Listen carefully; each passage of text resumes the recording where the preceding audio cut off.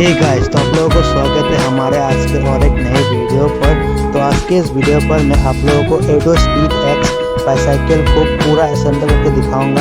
आप लोग हमारे इस चैनल पर नए हैं तो कृपया हमारे इस चैनल को सब्सक्राइब करिए और बेल आइकन ऑन करिए, क्योंकि हमारे इस चैनल पर आप लोगों को साइकिल के रिलेटेड वीडियो मिलते ही रहेंगे। तो चलिए आज के वीडियो को शुरू करते हैं और वीडियो को लास्ट तक पूरा जरूर से देखिए।